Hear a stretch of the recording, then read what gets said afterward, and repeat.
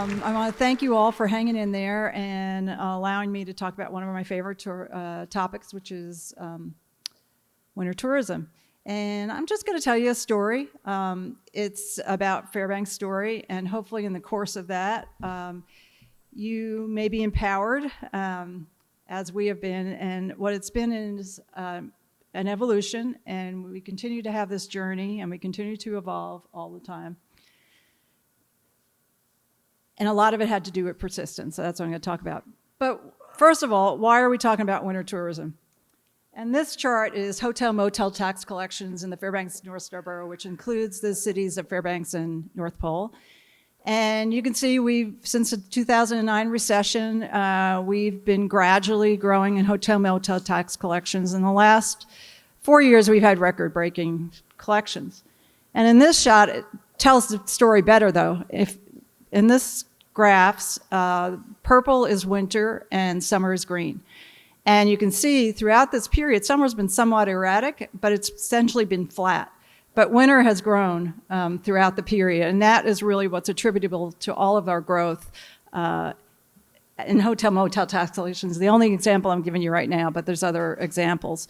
And this is even more telling graph.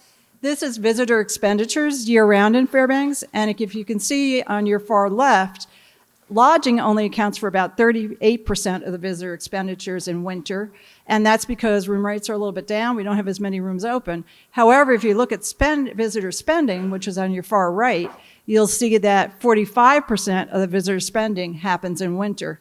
So our winter visitor comes to us more as a destination. They're not traveling around the state like our summer visitor is, and they stay longer. We have a higher proportion of international, although the majority of our visitors are domestic visitors. We have a higher proportion of international, and as you know, they also spend more in the state. Why else are we talking about winter? And this is what motivates me personally, and I think our team at Explore Fairbanks, and that's the explosion and the opportunities that winter affords for small business and micro businesses. We have such robust winter product now that it's almost, it's inspiring. This person, I think, is one of the smartest people in Fairbanks. That's Moke Kumagai. He owns Aurora Borealis Lodge. And he started only as an Aurora business, which means he operates from mid-August to the end of April. And when his kids are off from school, he gets to play with them. So I think he's managed his career very well. So we're going to go back just 20 years, and when I first came to Fairbanks, there was some controversy, I guess, about whether or not we should devote financial and human resources to the winter product. And I have to say, I brought some of my own personal biases to the conversation. My tourism roots were in Pennsylvania. I started in the Poconos, which was a resort region, a ski resort region, and we promoted it to New York City residents as well as Philadelphians. Also, I worked for the State Travel Office, and at the time, this was our tagline, "Don't hibernate, celebrate," for the winter. So to me, promoting winter was just part of our marketing conversation and promotions. And then I quickly realized that, hey, it was 7 months out of the year in Fairbanks, so I don't get why we're not having this discussion. And then Fairbanks did not come with a blank slate. We knew and had the confidence, and science was behind us, that because of where we are under the Aurora Oval, and because of our clear nights, that we had more of the chances for people to see the aurora. And you can see where our competition is. It's those others that are exactly where the Aurora Oval sits most of the time. So it's other people around other countries around the circumpolar north. And remember, we actually are talking about countries that promote themselves as aurora destinations. The United States does not promote itself as an aurora destination, right? We're out there by ourselves here. So, armed with science and experience, a group of us met for one winter, and we call the series Mush On with Winter Tourism. And we talked not only about how can we develop marketing strategy to grow winter tourism, but how can we grow infrastructure? What do we need to have in terms of infrastructure to grow winter tourism? So these are just some random examples. We decided to cross-sell winter and summer, and that had a degree of clairvoyancy, and that what we've learned over the years is that our summer visitor and our winter visitor are actually buying product around the same time. So they're buying the last quarter of the calendar year and the first quarter of the next year. So cross-selling, influencing that decision all year round has worked well for us because we don't have the resources to do a major campaign for winter. We did invest a little bit of money into a winter guide, and I have some here if you want to take one. And that's just a teaser piece. It's a companion to our visitor's guide, but it shows a lighthearted part of winter. We also added a customer service module to our Alaska host program. It's called Ask Me About Winter. And the idea is we give it to frontline personnel so they respond appropriately, whether it's in summer or winter. What is there to do in winter in Fairbanks? Or sometimes it's like, what is there to do here in winter? So hopefully, and as you know, this is a never-ending job because we're trying to reach the frontline personnel. And as marketers, we had to market to ourselves, right, and to the rest of the visitor industry in Fairbanks. So we created, we didn't want to talk about winter as the off-season. We didn't want to talk about it as the shoulder season. And we really wanted to get away from that term tourist season. And to this day, when somebody asks me, how'd the tourist season go? I'll say, oh, do you mean winter tourism or summer tourism? And that helps frame the conversation and change the conversation. So we called it the opportunity season. So the power of positive thinking, right? So in terms of infrastructure, these are just 3 examples. And the first one is rail. I wanted to step back and say, not in any other part of life, but in sales, and particularly in winter, there's a lot of naysayers, there's a lot of skeptics. So we learn that no means maybe, and maybe means yes. And we have never faltered from that attitude. So we began the conversation about infrastructure development. And I'm only going to focus on access. And I think I'm sorry, I'm going to.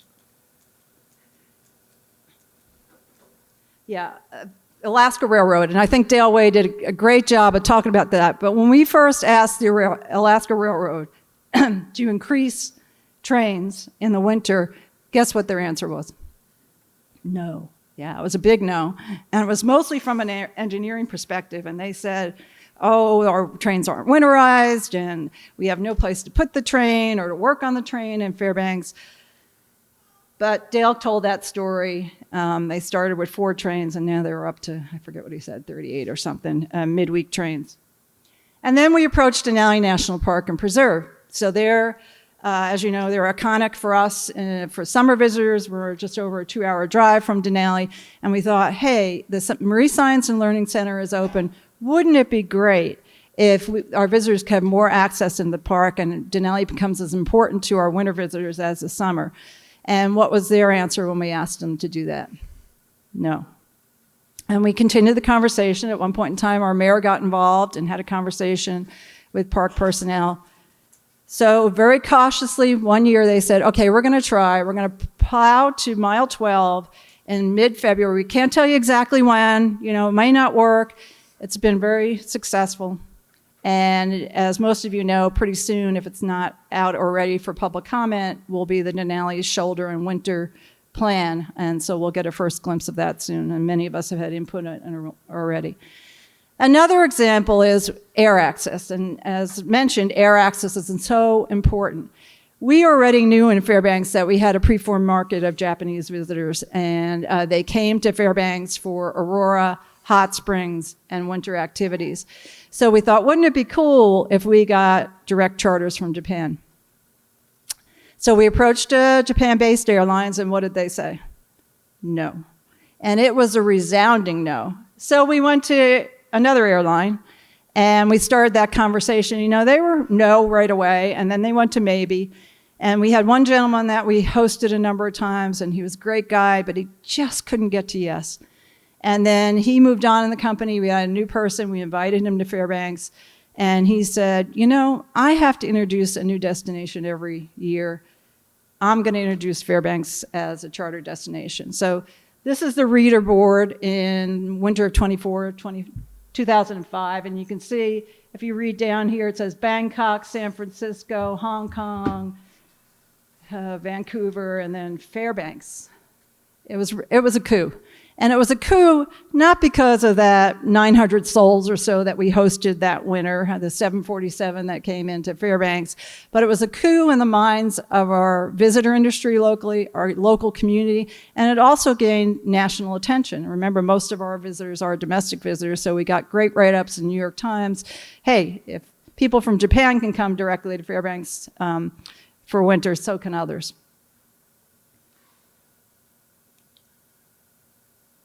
So we've continued to evolve. I think it was mentioned before, the message that you can't see the aurora in the full moon, that's important.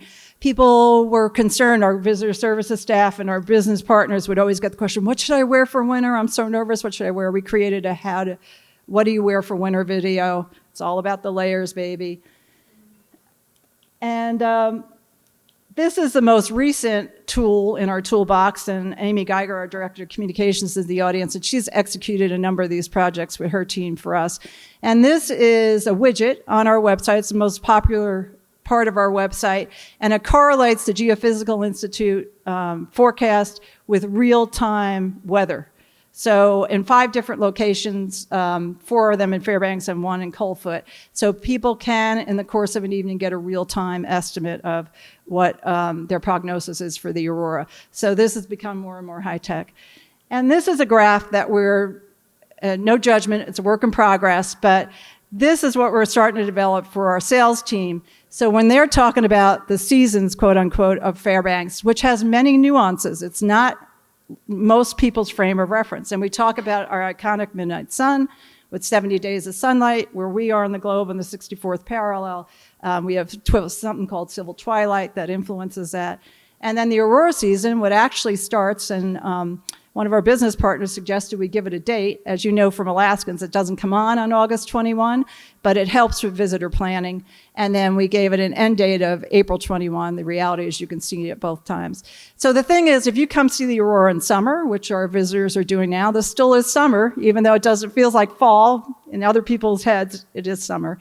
And you can see, you can partake of the summer activities, and then all of winter is part of the aurora season, and we have such robust activities. It looks like there's a little gap, and this is a super popular time in Fairbanks right now for aurora viewers, but you see all those year-round activities that are available to them, even if there's not enough snow for the winter activities, and some of the summer activities have stopped.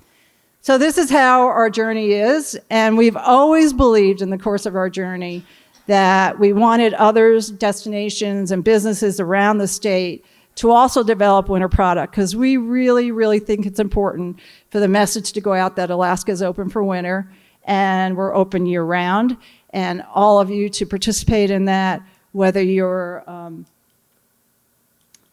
in Valdez or in Anchorage or in Ketchikan or Kodiak or Kenai.